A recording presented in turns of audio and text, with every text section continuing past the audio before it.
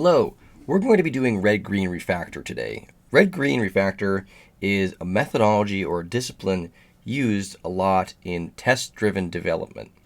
Now, test-driven development is something that is used frequently in agile software engineering, but it can also be used in different sort of software development life cycles and software engineering philosophies. Over here I have a spec.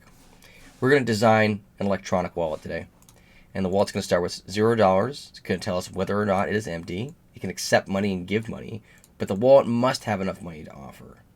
Now, the methodology for Red Green Refactoring is during the red phase, you create a test that fails assertion. Here's a caveat, though.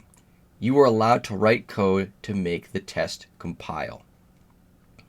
Once your test is failing, as in the test actually fails, but it does compile correctly, you go into the green phase. And the green phase, you have to make the test pass with the least amount of code possible. And when we get started, you'll see that the code we write is very naive and very silly. When you have made the test pass, you can go into the refactoring stage of Red Green Refactor, and you clean the code by using dry and decreasing runtimes and just increasing readability of the code. So let's get started. Let's create a new test. Let me create a new package here. We'll call this wallet. And a new test. So let me split this so that you can see the information here and move this over. We are inherently in the red phase because we have just started this, so we are going to create a test called public void can create wallet. And what we're going to do is wallet equals new wallet. And my IDE is mad at me because it doesn't know what a wallet is. So we're allowed, with this caveat, we are allowed to write code to make the test compile. So let's just use that. And I'm going to have this be,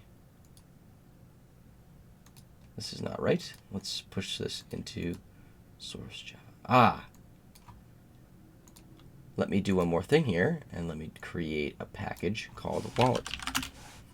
Now if I try to create it again, it will ask me, we create the wallet. Great. What are some things that we want to assert about a wallet when it gets created? Well, we want to assert that the wallet is empty. So we're going to use assertions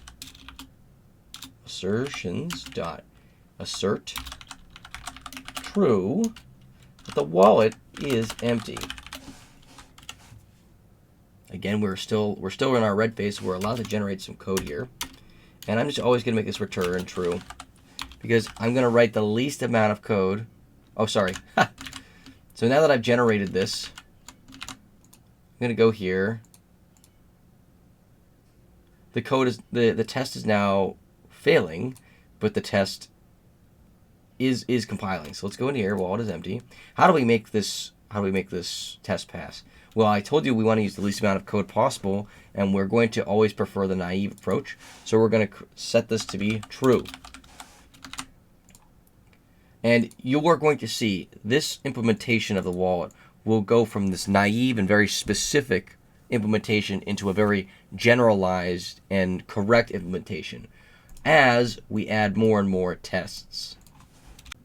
So we've just finished the red. We've written that the wallet is empty is true to try to get this to pass, and so therefore we are just finishing our green phase.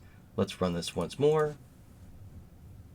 Yes, we certainly have finished our green phase. Now we're into the refactoring phase. There's not much to refactor here because the code is so simple. Maybe we can add an enter here or something like that. Let's do this. Let's go into our next test. So now we're going back into red. Let's create a new test for this. Public void new wallet has balance of 0. We're going to create a wallet. wallet, wallet, excuse me. We're going to make the assertion that the balance of the wallet is going to be 0. Get balance equals 0. Oh, would you look at that? We need to generate some code to get this to compile. Let's do this. I'm going to put this. Now the code just automatically did 0, but let's, for just a simple case here, let's pretend that the IDE generated return -1. So we now are going to run the test to make sure it fails. It does fail. We're going to go back. We're now into the green phase. We're going to go into get balance. We're going to return this as 0. Again, I know, naive, silly, but just keep watching. Now this works. So the next thing we can do here is we need to refactor. Is there anything we can do to refactor these two tests, or maybe the production code, to make them more easy to read or dry? Yes, well, we can actually extract out this wallet variable and put them here. So let's run this again. All right, cool, we're good. Now let's go back into the red phase, and we're going to ask the wallet to accept money. We'll do this test public void wallet can accept new money. So what we'll do here is we'll take this wallet dot, let's do this. Let's do wallet dot accept, say 1. And we're going to create 2 assertions here, but I'm going to activate them one at a time here. Assert true, actually assert false, but the wallet is not empty.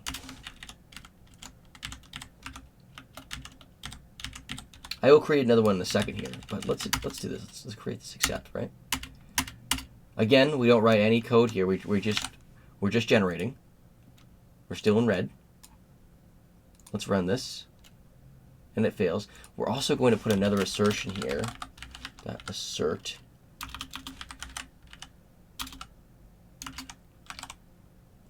equals, and we're going to do wallet.getBalance equals 1. We're going to just hide this for now, and we're going to get this working. Okay, all right. The wallet dot is empty is returning true, even though we've added something to the wallet. So let's do this here.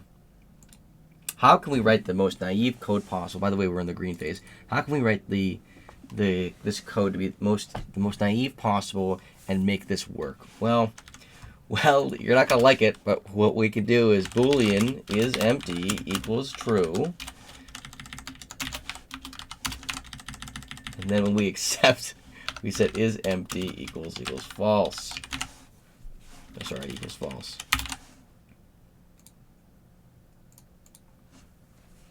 And kaboom, hey, we did it, right? We got the test to pass, even though our implementation is still bizarre. Let's uncomment this. And let's see. Let's run this again. This is going to fail. We're kind of in red again, but yeah, we've gone back to red, even though we're still working through a test. So we expect 0, but we're getting 1. Now, if we change this to 1, this is going to make this other test fail. So what we can do here is we can create some sort of integer balance. I'm going to set it to 0.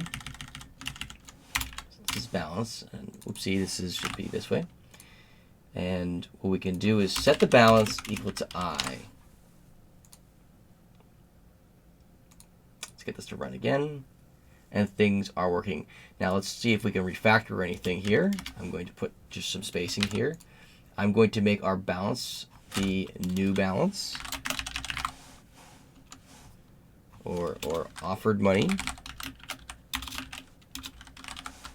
going to call this as offered money.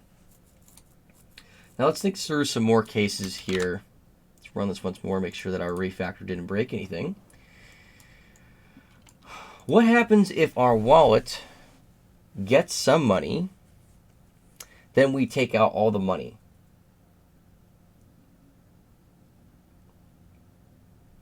No. Let's think through another case here. What happens if our wallet accepts some money and accepts more money? Well, okay. Let's take a step back. Every one of these tests assumes that the wallet is empty on start. Now that won't be true as soon as we start actually changing this wallet in this function, or this test function. So what we can do is we can use a setup function, public void setup, and wallet equals new wallet. We can get rid of this. Excuse me, we need to do a before each. This before each annotation runs before every test. We run this. Great.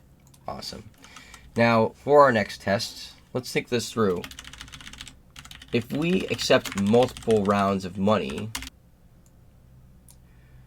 what I'd like to do here is I'd like to do wallet.offer, or give, accept, sorry, wallet.accept 1. And I'm going to call this twice.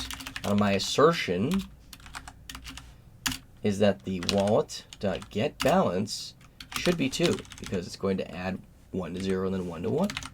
And then we run this. Huzzah, we have finished our red phase. We go into our green phase.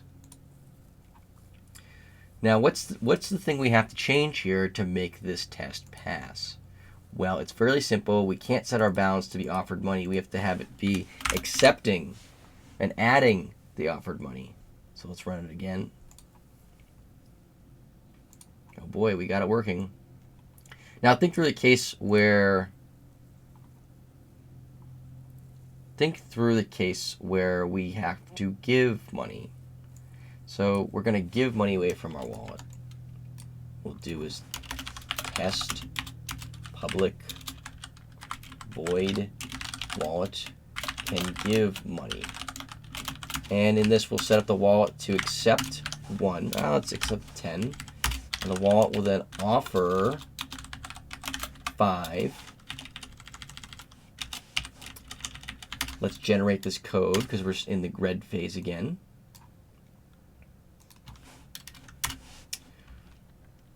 Balance minus equals I.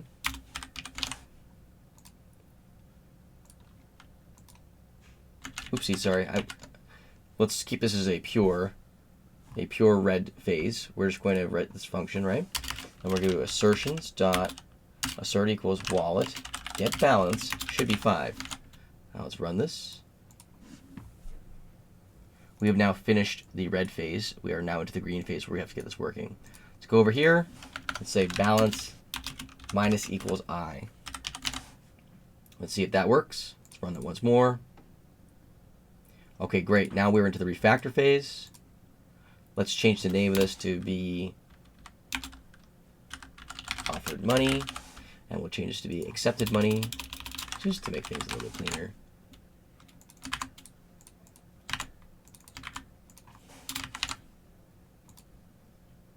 Let's run this.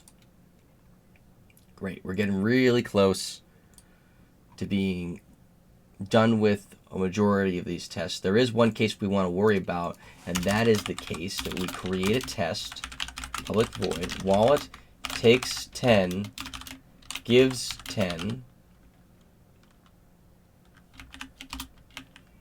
means empty wallet. So let's do wallet.accept 10,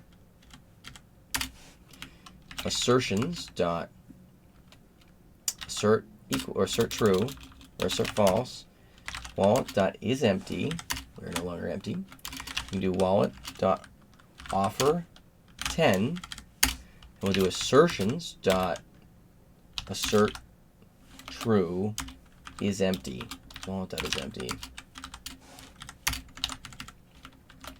And we could also do another one that assert equals that wallet.getBalance is 0.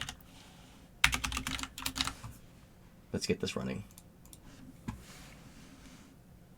All right, so this is, we expected a true, but we got false. So let's even comment this out just to say, hey, we're really worrying about what happens when the wallet is empty, when we've accepted 10 and given away 10. So when we've offered and we accepted, so right now is empty is set to false when we accept. Now what we could do, can we think about is empty equals true when we offer? Well, no, that won't work. What can we do here? What can we do? Well, we can get rid of this is empty code. We can just return balance equals 0. And now we can get rid of this. Let's go back. Code's working. Great. Let's uncomment this. Still in our green phase trying to get things to pass. This works. Great. Now let's go back and let's refactor if we need to. Actually, this looks pretty good to me.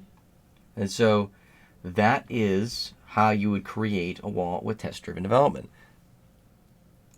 Now I'm going to end this video here because I don't want to do this wallet has enough to offer, because we're going to be testing with things like lambdas and crazy JUnit assertions. So that is how you would create a wallet in test-driven development. I will also have a part 2 here where we will go over how to test this exception, test with lambdas, and refactor our code to make it even more impressive. So for now, thank you very much. I hope you enjoyed this.